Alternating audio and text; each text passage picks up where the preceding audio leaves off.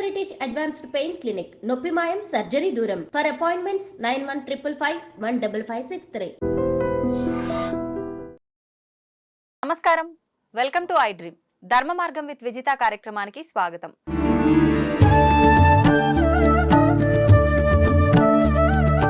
ప్రస్తుతం మనతో పాటు ఉన్నారు ప్రముఖ జ్యోతిష్య వాస్తు పండితులు బ్రహ్మశ్రీ అన్నవరపు తిరుపతి మూర్తి అవధాని గారు. ఇప్పుడు వారితో మాట్లాడి మరిన్ని విషయాలు తెలుసుకుందాం. మనకున్న సందేహాలన్నింటినీ కూడా నివృత్తి చేసుకునే ప్రయత్నం చేద్దాం. నమస్కారం గురుగారు. ఓం శ్రీ మహాగణాధిపతయే నమః.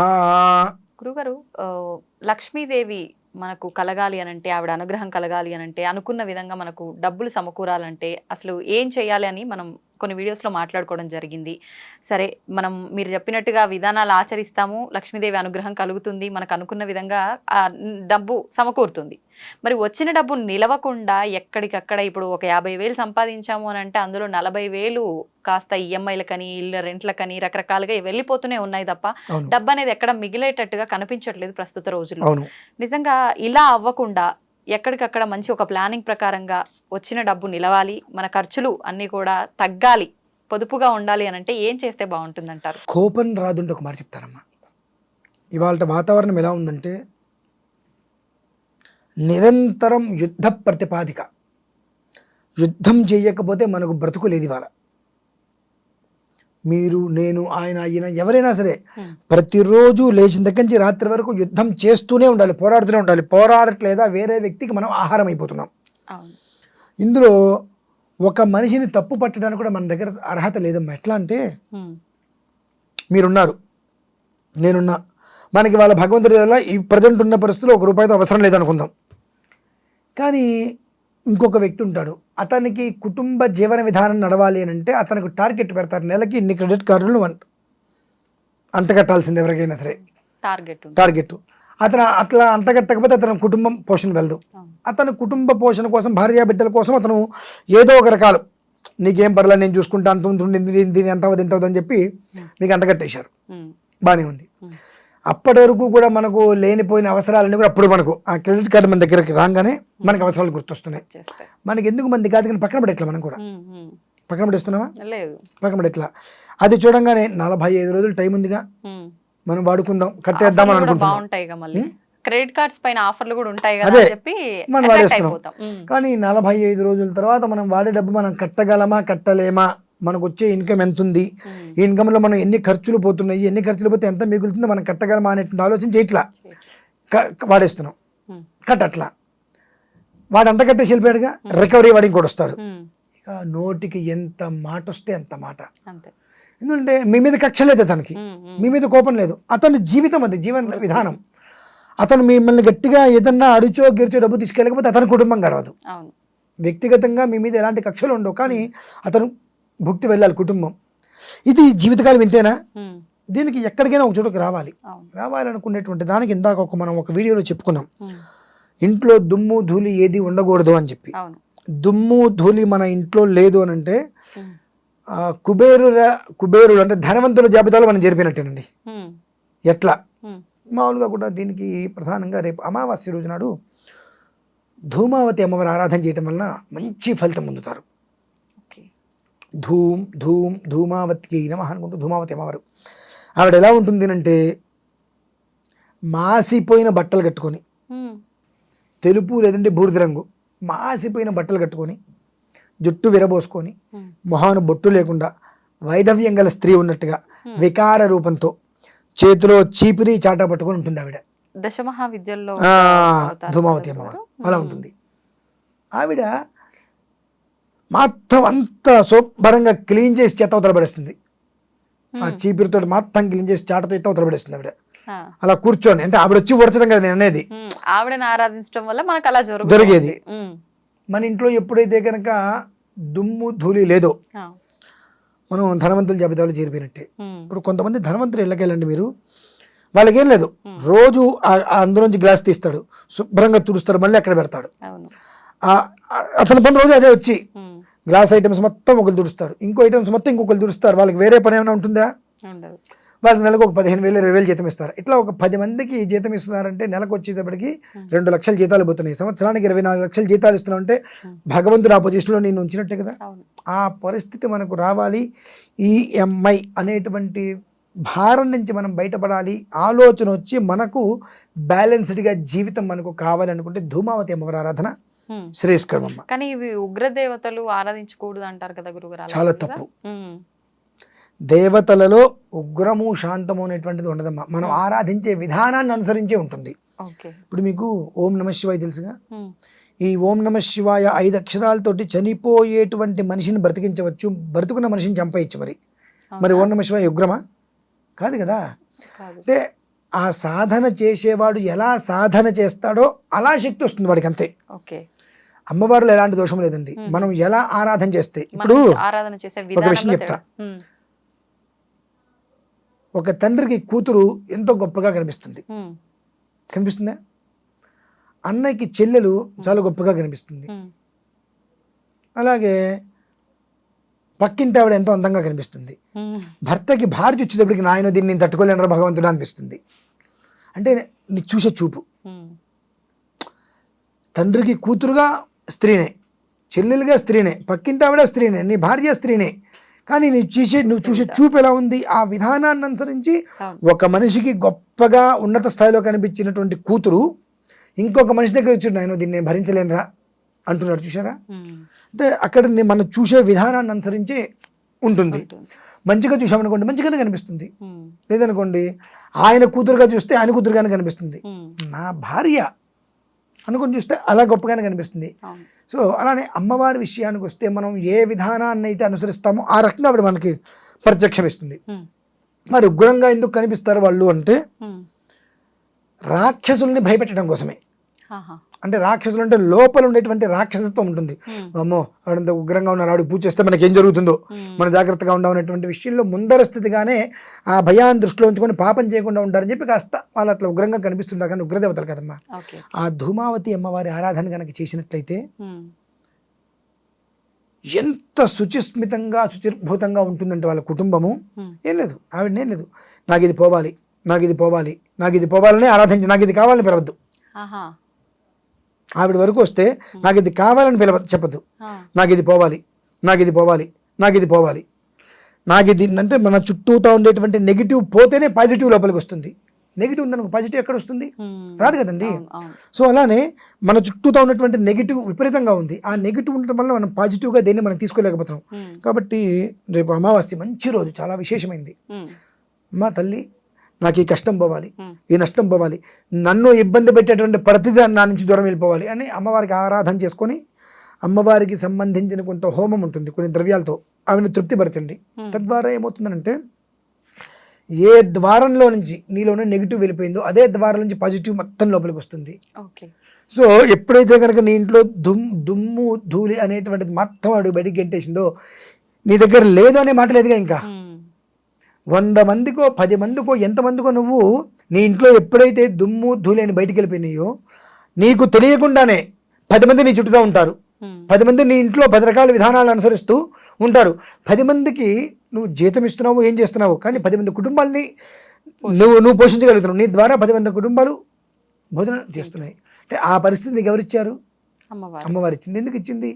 నువ్వు ఆవిడని ఏం కోరావు? అమ్మా ఇది నాకొద్దు, ఇది నాకొద్దు, ఇది నాకొద్దు.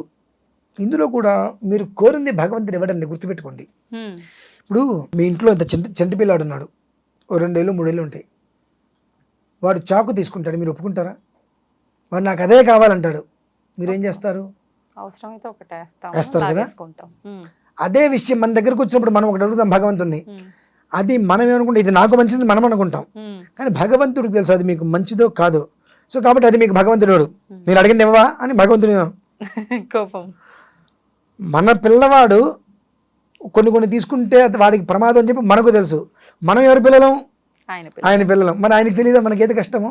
కాబట్టి భగవంతుడి దగ్గర విషయం ఇలా ఉన్నా కేవలం ధూమావతి అమ్మవారి విషయానికి వస్తే నాకు ఇది వద్దు, నాకు ఇది పోవాలి, నాకు ఈ దరిద్రం పోవాలి, నాకు ఈ ఒక్క నికృష్టమైన జీవితం పోవాలి, ఈ అప్పులు పోవాలి, ఈ అమ్మైనటువంటి వ్యవస్థ నాకు పోవాలి, ఇది పోవాలి, ఇది పోవాలి, ఇది పోవాలంటే నీలో ఒక రకమైనటువంటి జ్ఞానం ప్రకాశిస్తుంది. ప్రకాశిస్తే నీకు వచ్చేటువంటి 50,000 10,000 లక్షో ఆ రూపాయిని నువ్వు ఏ రకంగా సర్దగలుగుతావు, ఏ రకంగా రూపాయి దాచుకోగలుగుతావు అనేటువంటి స్థితిని నీకు ఆవిడిస్తుంది. 1 కోటి రూపాయలు సంపాదించే వరకే కష్టం అండి. ఆ 1 కోటి రూపాయలు జాగ్రత్తగా నేర్పరిధనంగా ఫిక్స్డ్ చేసుకుంటే దాన్ని అదే సంపాదించుకుంటుంది. ఆ స్థితి అనేటువంటిది నీకు ఇస్తుంది. అయినప్పటికీ కూడా నేను ఇంకా గొప్పతనంగా ప్రదర్శన చేయాలనుకుంటే ఎవడేం చేయలేడు. నీకు ఈ సమస్యలు వద్దు, కష్టాలు వద్దు, ప్రశాంతంగా బ్రతకాలనుకున్నప్పుడు అవి ఆరాధించు. నీకు ఇవన్నీ దూరం చేసేస్తుంది. నీకు రావాల్సిన ప్రతి ఒక్కటి నీ చుట్టూతా ఏర్పాటు చేస్తుంది. అవి వచ్చిన తర్వాత కూడా దాంట్లో ఆ ఇచ్చినటువంటి దాంట్లో తృప్తి పడకుండా ఇంకా ఏదో కావాలని కోరుకుంటే అప్పుడు నీకు మళ్ళీ యథావిధిగా మొదటికి వచ్చేస్తావు. కాబట్టి రేపు అమావాస్య రోజు నాడు ధూమావతి అమ్మవారి యొక్క ఆరాధన కనుక చేసుకొని ఆవిడికి హోమం చేసి ఆవిడికి ఇవ్వవలసినటువంటి ఆహుతి యజ్ఞద్రవ్యాలు ఆవిడికి సమర్పణ కనుక చేసినట్లయితే ఆ చీపిరి చాటా పట్టుకొని ఇల్లు మొత్తం శుభ్రంగా కడిగి ముగ్గులు వేసి పెడుతుందండి అమ్మవారు. అంత నీట్గా చల్లగా హాయిగా ఉంటారు ప్రతి ఒక్క కుటుంబం కూడా. ఒక్కసారి ఒక చిరు ప్రయత్నం చేసి చూడమండి, వాళ్ళే చెప్తారు అది విషయం. అయితే గురుగారు, సకల జనులందరికీ కూడా కావాల్సింది లక్ష్మీదేవి అనుగ్రహం. అయితే అందరికీ జనులందరికీ కూడా అక్షయ సంపదలు ఇచ్చే దేవి ఎవరు అని అంటే లక్ష్మీదేవి. మరి ఆ లక్ష్మీదేవి అనుగ్రహం ఉండాలి అని అంటే ఎటువంటి విధి విధానాలు ఆచరించాలో తెలియజేయండి. తప్పకుండా అమ్మ, 2 విషయాలు చెప్తాను. ఆ 2 విషయాలలో ఒకటి తాత్కాలిక ఉపసంహారం, రెండోది దీర్ఘకాలిక ప్రయోజనం. మొదటిదైతే తాత్కాలిక ఉపసంహారం చేయడానికి అందరూ సిద్ధపడతారు, కానీ జీవితకాలం మనకు అది యోగిస్తుంది అంటే దాని జోలికి ఎవరు వెళ్ళడానికి సిద్ధపడరు. ఏం లేదమ్మా, ప్రధానంగా మనం ఏ దేవాలయానికైనా వెళ్తే మంచి పండగల రోజు నాడు అంగరంగ వైభవంగా అలంకారం చేస్తూ ఉంటారు. అసలు అక్కడ భక్తి ఎలా ఉన్నా ఆహ్లాదకరంగా మాత్రం మంచి కనిపిస్తూ ఉంటుంది. అలానే ప్రతి మనిషికి కావాల్సింది సొంత గూడు. ఆ ఇంటిని మనం ఎంతగా అయితే కాపాడుకుంటూ వస్తామో అది మనల్ని అంతగా కాపాడుతూ ఉంటుంది. మీరు అన్నట్టుగా లక్ష్మి అనేటువంటిది స్థిరంగా ఎప్పుడు ఎక్కడ ఎవరింట్లోనూ ఉండదు, ప్రవహిస్తూ ఉంటుంది. ఆ ప్రవాహంలో మనకి ఎంత కావాలంటే అంత తీసుకోవాలి. సాధ్యపడదా అలా స్థిరంగా ఉంచుకోవడం? అసలు ఆవిడ ఉండదండి, ఆవిడ ప్రవహిస్తూ ఉంటుంది. స్థిరంగా ఉందనుకోండి ఇంతే ఉంటుంది, ఇంక ఉండదు. ప్రవహిస్తూ ఉంటే ప్రవాహం మనకి ఎంత కావాలంత వలేసి మనం దగ్గర దాచుకోవాలి. నువ్వు ఎంత తీసుకున్నానో ఎంత దాచుకోగలిగావు అనేటువంటిది నీ సామర్థ్యాన్ని అనుసరించి ఉంటుంది. ఆ అమ్మవారు అలా మనకు ప్రవాహంలాగా నడుస్తూ ఉండాలంటే మనం చేయవలసింది ప్రధానంగా విడిచిన వస్త్రం మళ్ళీ మనం కట్టకూడదు. అంటే మనం మామూలుగా ఉదయం పూట ఏమైనా బట్టలు కట్టుకుంటే మధ్యాహ్నం విడిచేసి మళ్ళీ రాత్రి కడుతూ ఉంటాం. ఒక్కసారి ఒంటి మించి విడిచి పక్కన పెట్టామంటే ఆ బట్టలు మళ్ళీ మనం కట్టకూడదు. అలా కట్టినటువంటి చోట లక్ష్మీ అమ్మవారి ఉండదు. ఫస్ట్. 2, ఇంటి ముందు ముగ్గు లేకుండా ఉండకూడదు. 3, అపరిశుభ్రంగా ఇల్లు ఊడ్చకుండా ఇల్లు ఉండకూడదు. 4, దీపారాధన లేకుండా ఇల్లు ఉండకూడదు. 5, ఉతికి ఆరేసినటువంటి బట్టలు మనం ఎక్కడ పడితే అక్కడ పడేస్తాం మడత పెట్టకుండా. ఈ 5 కనుక చక్కగా మనం ఆచరిస్తూ ఉంటే నిజంగా కూడా మనం ఏ దేవాలయానికి వెళ్ళక్కర్లేదమ్మా. అంటే మన ఇంటికి మించిన దేవాలయం ఏముంది? మీరు ఏ దేవాలయానికైనా వెళ్ళండి, పొద్దు నుంచి రాత్రి వరకు ఉండండి. రాత్రికి ఏం చేస్తారు? తాళం వేసే ముందు ఇంటికి వెళ్ళిపోమంటారుగా, గుళ్ళోంచి బయటకు వచ్చేయండి తాళం వేసేయాలంటారుగా. మనం బయటికి వెళ్ళిపోవాల్సిందేగా. మన ఇంట్లోంచి మనల్ని ఎవరైనా బయటికి వెళ్ళమంటారా? ఎవరు అనరు. ఎంతకాలం మన ఇష్టానుసారం ఉండొచ్చు. ఆ ఇల్లు మనల్ని అంతగా కాపాడుతుంది. ఈ 5 మనం సక్రమంగా చేస్తే చాలండి. ఈ 5 మనం సక్రమంగా చేయలేము. ఎందుకు చేయలేమంటే చాలామంది నోట్లోంచి వచ్చేటువంటి మాట, మాకు ఉద్యోగాలు ఉన్నాయి కదండి, ఆ ఉద్యోగాల్లో మాకు సమయం కుదరదండి. నేనే ఉంటాను, ఇన్స్టాగ్రాము, వాట్సాప్, ఫేస్బుక్ ఇవి చూసే అరగంట మనం కాదనుకుంటే ఒక్కొక్క పనులు మనం చేసుకోవచ్చుగా. అంటే ఏం లేదు, మీకు ఒక ప్రశ్న వేస్తాను నేను. మిమ్మల్ని ఒక చోటకి ఒకళ్ళు ఎవరైనా వచ్చి ఒక 2 నెలల పాటు ఖచ్చితంగా ఉదయం 6 ఇక్కడికి వచ్చి మీరు ఈ వర్క్ చేసుకుంటే ఇక్కడ మీకు నేను జాబ్ ఇస్తా, చాలా పెద్ద జాబ్, దొరకటం కష్టం, ఇక్కడ మీకు జాబ్ ఇస్తా, బట్ ఎవ్రీడే 6 o'clock ఇక్కడ మీరు ఉండాలి అని చెప్పి మీరు ఏం చేస్తారు? ఖచ్చితంగా వెళ్తారు. అంటే అతను మంచి జాబ్ వస్తుంది, జీతం ఇస్తారని చెప్పి. సో అదే అంతకు మించి ఒక 2 నెలలు ఎక్స్ట్రా చేస్తే జీవితం ఉంటుందంటే మనం చేయట్లేదు కదండి. నమ్మకం లేదు ఇక్కడ. అంతే అంట. అక్కడ మీకు నమ్మకం ఎలా వచ్చింది? ఏమో 2 నెలలు వచ్చిన తర్వాత ఏదో ఒక అకారణం చేత ఏదో ఒక కారణం చేత 1 నిమిషం లేట్ వస్తే ఇదిగో నువ్వు ఈ టైంలో లేట్ వచ్చావు కాబట్టి నేను రిజెక్ట్ చేస్తున్నా అనొచ్చుగా. వీసా అప్లికేషన్కి వెళ్తారుగా, 100 మంది వెళ్తే ఒకరికి ఇద్దరికి వీసా వస్తుంది, మిగిలిన వాళ్ళందరూ రిజెక్ట్ అవుతుందిగా. సో అంటే ప్రతిదానికి గెలుపు ఓటమిలు ఉంటాయి. మనము ఏదైతే అనుకుంటామో దానికి రివర్స్లో జరుగుతూ ఉంటుంది. ప్రతి ఒక్కటి అనుకోవటం మానేసి ఆచరించడం మొదలు పెడితే జీవితం బాగుంటుంది కదా. ఈ 4 ఆచరించాలమ్మా, ఇది దీర్ఘకాలిక ప్రయోజనం. ఇకపోతే దీర్ఘకాలికం కాకుండా అప్పటికప్పుడు ఆపత్కాలంలో మనల్ని కాపాడేటువంటిది అమ్మవారికి రేపు 29వ తారీఖు చతుర్దశి. ఆ చతుర్దశి రోజు నాడు ఎవరన్నా ఒక పంతులు గారి ఇంటికి పిలుచుకొని మహాలక్ష్మి హోమం, తంగేడి చెట్టు పూలు దొరుకుతాయి పసుపచ్చవి, ఆ తంగేడి పూలతో అమ్మవారిని ఆరాధన చేసి ఒక దండగట్టి అమ్మవారి మెడలో వేసి గోరింటాకు గింజలు దొరికితే విప్ప పువ్వు తేనె ఈ 3 కలిపి అమ్మవారికి హోమం చేయగలిగితే తాత్కాలిక ఉపశమనం. గోరింటాకు అంటే మనం ఆ గోరింటాకు గింజలు, ఆ గోరింటాకు గింజలు విప్ప పువ్వు తేనె ఈ 3 కలిపి కనుక హోమం చేసినట్లయితే తాత్కాలిక ఉపశమనం. ఏంటంటే మొత్తం అప్పటికప్పుడు ఏదైనా ఆర్థిక ఇబ్బంది వచ్చింది తప్పదు, ఇప్పుడు ఇది నాకు కావాలి అన్న టైంలో ఇలాంటిది. ఓకే, అందులో రేపు చతుర్దశి విశేషం 29వ తారీఖు. ఎందుకంటున్నానంటే అమ్మా ఇది చతుర్దశికి అమ్మవారికి సంబంధం ఉందా గురుగారు? చాలా విశేషమైన సంబంధం ఉందండి. అమావాస్య కాదా సంబంధం, దీపావళి అంటారు. అలానే కదా, ఒక్కొక్క తిథికి సంబంధించి ఒక్కొక్క దేవతకి ఒక్కొక్క విధానంలో అనుసంధానం ఉంటుంది. ఇప్పుడు ఈ చతుర్దశికి అమ్మవారికి ఏం సంబంధం? ఈ చతుర్దశికి ప్రత్యేకమైన విధానం అనేటువంటిది అనుసంధానం అయ్యి ఉంది. కనుకనే ఈ చతుర్దశి అమావాస్య అనేటువంటిది ద్విరావృత్తము అని అంటారు. 2 దేవతల ఆరాధన విడివిడిగా ఉంటుంది. ఈ 2 దేవతల ఆరాధనకి ఈ చతుర్దశి అమావాస్య చాలా విశేషం అనమాట. మీకు 2 దేవత మీకు చెప్తాను మమ్మల్ని. అయితే తాత్కాలిక ఉపశమనం, మనం మానవులం, మనకున్నటువంటి జ్ఞానం ప్రపంచంలో ఇంకెవరికి ఉండదు. ఆ జ్ఞానం మనకు కూడా ఉపయోగపడుతుంది. అంత అజ్ఞానంలో ఉంటుంటాం మనం. అంటే మనకు ఏదైనా వస్తుంది అంటే ఏదైనా చేస్తాం. కాబట్టి ఆ ఫలితం ఏదైనా ముందే రావాలి, మనకు వస్తే మనం దీర్ఘకాలికంగా ఏదైనా చేస్తాం. కాబట్టి ఈ చతుర్దశి రోజు నాడు ఆ అమ్మవారికి చేసేటువంటి ఆరాధన చేసుకుంటే వాళ్ళకి ఖచ్చితంగా తాత్కాలిక ఉపశమనం చూస్తారమ్మా. అంటే తాత్కాలిక ఉపశమనం అనేటువంటిది మన నెత్తి మీద బండ ఉంది, బండ దిగాలనే ఉద్దేశంతో చతుర్దశి రోజు నాడు అమ్మవారికి హోమం చేశాం కాబట్టి ఆ బండ మనకు దిగింది, ఇక్కడ తాత్కాలిక ఉపసంహారం అయిపోయింది. కానీ దీర్ఘకాలికంగా ఇది మనకు ఉండాలి. అప్పుడు ఏం చేయాలంటే ఇంతకుముందు మనం 5 విషయాలు చెప్పుకున్నాం. ఈ 5 యథావిధిగా ఆచరించడం మొదలు పెడితే వెనక్కి తిరిగి చూడవలసిన అవసరం లేదమ్మా. ఎప్పుడూ కూడా ధన కనక వర్షం అనేటువంటిది అలా ఇంట్లో కురుస్తూనే ఉంటుంది. ఆ కురిసింది అది వెళ్ళిపోతూనే ఉంటుంది, కురిసేది అలా నిలుస్తూనే ఉంటుంది. కాబట్టి ప్రతి ఒక్కరూ కూడా ఆ ఒక్క చతుర్దశి రోజు నాడు మాత్రం మహాలక్ష్మి అమ్మవారికి అక్షయ సంపదలు ఎన్నో అవని జన్యులకు అందించేటువంటిది ఎవరి అంటే మహాలక్ష్మి. ఆ అమ్మవారిని రేపు చతుర్దశి రోజు నాడు చక్కగా కొలుచుకున్నట్లయితే తాత్కాలిక ఉపసంహారం జరుగుతుంది.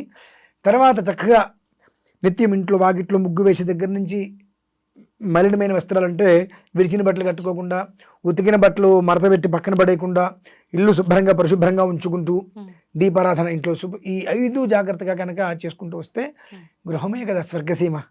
అంతకుమించి ఇంకేం కావాలమ్మా. అది ఒక్కటి అప్పుడు వాళ్ళకి ఆచరించడానికి కోరిక పడుతుంది. అంటే అమ్మవారికి చతుర్దశి నేను హోమం చేశాను, నాకు తాత్కాలికంగా ఉన్న కష్టాన్ని ఆవిడ బయటపడేసింది.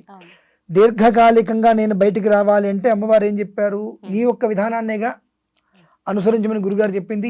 ఇదేం చెడేం కాదుగా, కుటుంబానికి మంచిదేగా. ఇది అనుసరించడం మొదలు పెడదాం. అది ఒక 20 రోజులు, 30 రోజులు, 40 రోజులు నిత్య జీవితంగా అలవాటు చేసుకోగలిగితే బహుశా హాస్పిటల్కి కానీ దేవాలయాలు కానీ వెళ్ళక్కర్లేదమ్మా. ఎప్పుడు ఆనందంతో ఉంటారు వాళ్ళు. ఇప్పుడు ఒకవేళ చాలా మందికి అప్పులు ఎక్కువగా అయ్యి కొట్టుమిట్టాడుతుంటారు, ఇంకా అసలు ముందుగా వెనక్క అనేటట్టుగా ఉంటారు అప్పుల బాధలో.